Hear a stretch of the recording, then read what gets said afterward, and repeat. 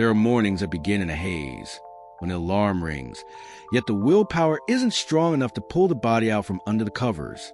Days like that feel like being trapped in an endless cycle of work, messages, relentless notifications, and to-do lists that never seem to end. A vague sense of drifting creeps in, as if merely existing without truly living, as if moving through time without really experiencing its worth.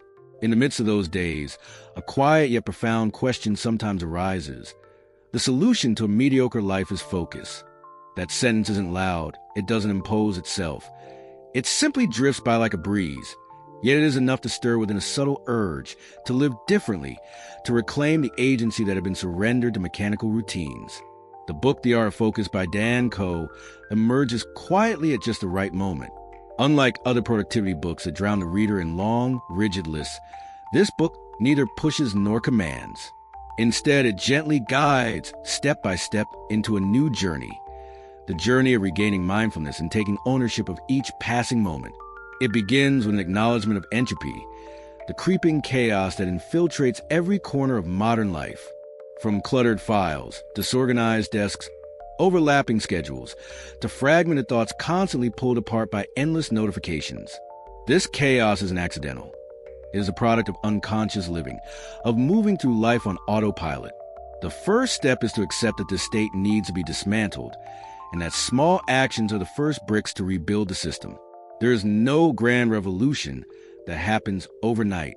It all begins with simple habits. Tidying the workspace, writing down 3 essential tasks of the day, turning off unnecessary notifications, and setting aside a sacred block of uninterrupted time to engage in meaningful work. 90 minutes each morning become golden hours, a time when the mind is fully present and undisturbed by the noise of the outside world. Gradually, focus stops being an exhausting effort and starts becoming a natural habit, like breathing. As Dan Koe emphasizes, focus is a muscle, and that muscle must be trained day by day. One might start with brief moments of concentration, but what matters is persistence.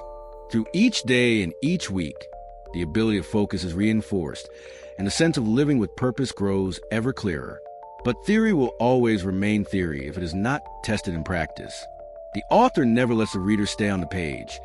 He continuously encourages experiments. Try keeping the phone nearby during work to feel the pull of distraction. Then try putting the phone away to experience the difference. Try recording emotions before and after each work session. Try scheduling tasks into specific time blocks. These small experiments reveal simple truths that are often forgotten. The noise of notifications fragments the mind. A tidy workspace supports deeper focus. Prioritizing tasks by time of day reduces the pressure of looming deadlines. The book flows seamlessly like a long conversation, gradually unfolding layer after layer, gently guiding the reader on a journey of self-reconstruction. A crucial insight emerges: the need to break free from static self-images. No one should remain trapped in an outdated version of themselves. The universe is in constant motion, and people must learn to adapt, to adjust, and to continually reinvent themselves as circumstances evolve. Important questions surface. How is time being used? Are the things being done truly leading to where one wants to go? Am I living according to my own values? These questions open new doors. Perhaps it means stepping out of the comfort zone of familiar work to explore personal projects. Perhaps it means beginning to write, to share, to teach what has been learned, even if it had never seemed possible before. Life starts to resemble a game where every action is a crucial move. Every new skill becomes a weapon to overcome challenges. Every mistake is a save point for learning.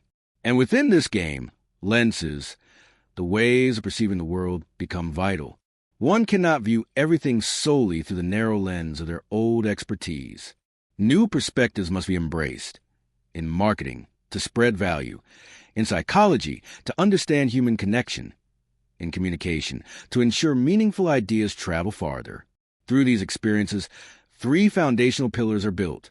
Focus, to work deeply and effectively. Energy, to sustain resilience both physically and mentally.